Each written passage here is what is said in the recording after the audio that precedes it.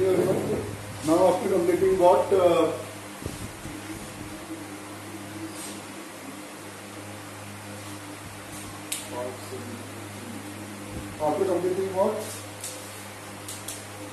साढ़े 11 से बोला हूँ. Now the next topic is what? Potential energy of system with 2 point charges in an external field. Okay, in this topic we have to study when two charges are placed in what? In an external electric field. Yesterday relation between देखे थे अपन. Relation between. So in this topic we have to study about potential energy system of a 2 point charges in an external field. So first of all, as I already told to you, or the explanation is given to you regarding the single charge.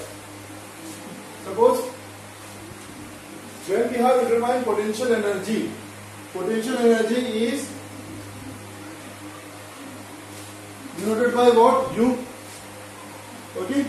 So we have determined potential energy of system of a 2 point charge. That is what? A system consisting of 2 point charges in an external field. ठीक है. इन external field मतलब आपके पास कोई ना कोई एक electric field है. आपके पास कोई ना कोई क्या है? इलेक्ट्रिक फील्ड है. उस इलेक्ट्रिक फील्ड में आपको 2 पॉइंट चार्जेस को प्लेस करना है. ठीक है. जब 2 चार्जेस को आपको प्लेस करने में कितनी पोटेंशियल एनर्जी होगी ये निकालना है. ठीक है. तो first of all suppose initially the what electric field, पहले में इलेक्ट्रिक फील्ड रहा होगा, इलेक्ट्रिक फील्ड ही रहा होगा, है ना. You have to bring the charges. And what is the definition of electric potential? Electric potential की डेफिनेशन क्या है? पोटेंशियल डेफिनेशन क्या है? The amount of work done to bring a unit positive charge from infinity to the electric field. अब देखो, पहले से आपके पास एक इलेक्ट्रिक फील्ड है. आपने एक इंफिनिटी से एक चार्ज को कौन से पोजीशन पे ला के रखा? R1 पोजीशन पे ला के रखा. R1 vector is the position vector of the what? Charge Q1. Charge Q1 को R1 वेक्टर पोजीशन पे रखा और इंफिनिटी पोजीशन दूसरे चार्ज को लाके कहां पर रखा? R2 पोजीशन पे रखा. अब देखो, जब इलेक्ट्रिक फील्ड है, when you are bringing a test charge from infinity to the point, which point? R1 point. R1 vector is the point where we are placing what? Q1 charge. So what about the work done? We have to perform work done to bring a charge from infinity to the what? Electric field. So what about the work done? Work done in bringing Q1 from infinity to R1 against the electric field. ठीक है. अब ये कोई ना कोई electric field होगी, कोई ना कोई इलेक्ट्रिक फील्ड है. जब इस चार्ज को तुम यहां पर लेके आओगे तो कौन अपोज करेगा? कौन अपोज करेगा? इलेक्ट्रिक फील्ड इसको आने से अपोज करेगा. करेगा नहीं करेगा? when some electric field is there and you are bringing a unit positive charge from infinity to the what? To a point in the electric field, some work you have to perform. अब जब तुम यहाँ पर जब लेके आ रहे हो यहाँ पर इस चार्ज को, तो तुमको क्या करना पड़ेगा? एक वर्क करना पड़ेगा. तो work done in bringing Q1 from infinity to R1. तो कितना वर्क डन होगा? W1 equals to what? Q1V into R1. इतना लिख लो, लीजिए पूरा लीजिए. ठीक है. Q1 into V into R1.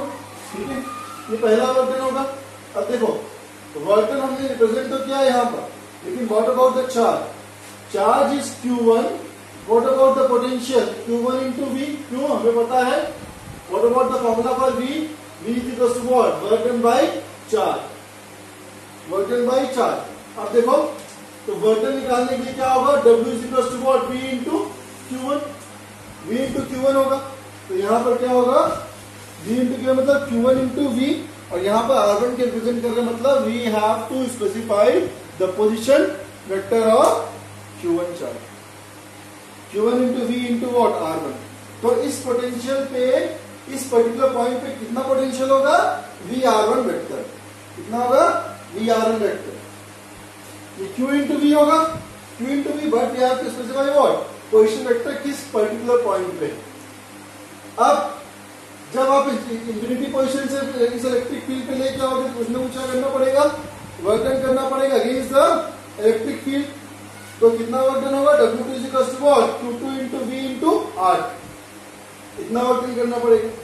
लेकिन जब आप इसको इंफिनिटी से इस पर्टिकुलर पॉइंट पे लेके आ रहे हो, आपने इस पर्टिकुलर पॉइंट पे लेके आ गए, but now this charge will oppose the incoming of this charge to the what? Electric field।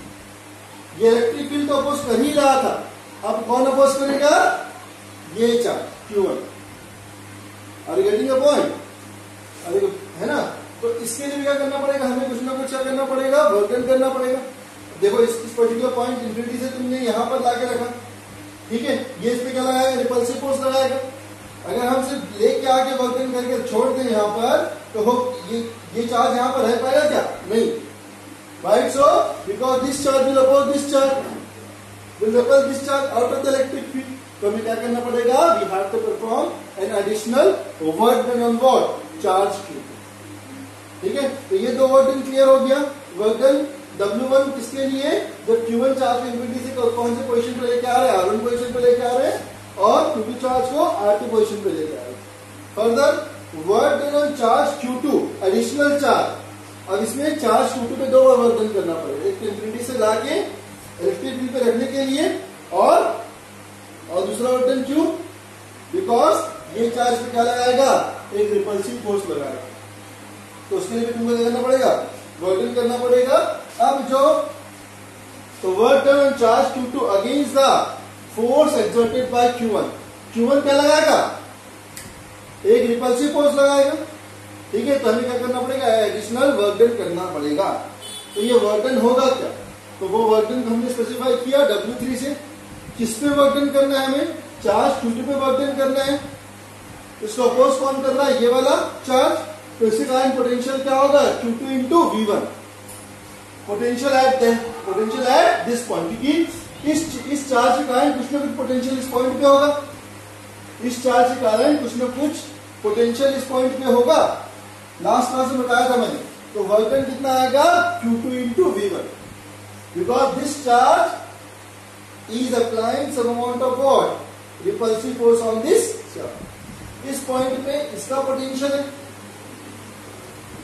इसका पोटेंशियल है कि नहीं? पहले से आ गया, इसका पोटेंशियल है। तो हमें क्या करना पड़ेगा? उतना ही पोटेंशियल यहां पर डेवलप करना पड़ेगा। Now what about the formula? What about the work done Q2? इस पर work done, additional work done कितने कर रहे हैं? Q2 में कर रहे हैं। कहां से लेके आ रहे हैं? तो इंफिनिटी से लेके आ रहे हैं, into Q1 into V1। V1 by, because this charge is opposing this charge. Are you getting? तो Q2 इंटू V1। ठीक है, तो W3 अब Q2 तो Q2 आ गई है, और V1 का फॉर्मूला क्या होता है? पोटेंशियल ऑफ V1 का फॉर्मूला क्या होगा? मैंने बताया हमेशा पोटेंशियल ऑफ V1 का फॉर्मूला क्या होता है? V1 equals to 1/4πε0 Q1 bye R। अब इन दोनों के डिस्टेंस कितना है? R1। इन दो चार्ज के डिस्टेंस कितना है? R1।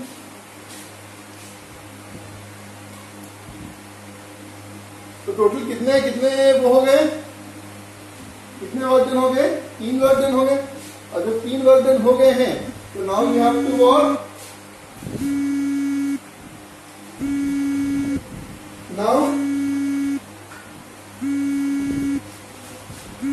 all these work done, so W1, W2 and W3, these 3 work done are stored in the system in form of potential energy। किस फॉर्म में स्टोर होगा? पोटेंशियल एनर्जी के फॉर्म में store होगा। And what about the potential energy? Total potential energy of the system,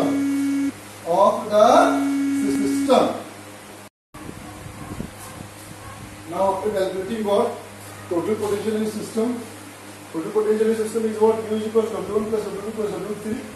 ठीक है, तो you have to add all the work done which is performed in the system।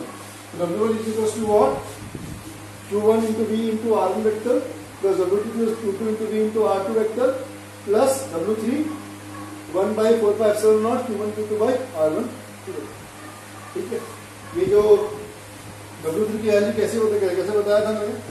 Because we have to do some amount of work done against the what? Repulsive force exerted by this charge, because both the charges are what? Positive in nature। जितना repulsive force लगाएगा उसको sustain करने के लिए हमें additional work done perform, अगर हम नहीं लगाएंगे तो क्या होगा, वो चार्ज कहां चले जाएगा, out of the electric field चले जाएगा। Are you getting? तो we have to apply some amount of work done to place that charge in the position R2 position, ठीक है। तो you have to do this derivation, and if any doubt please ask me. Okay, सारे question को देखते जाओ, right, derivation देखते जाना, तो डाउट हो तो पूछना। Thank you.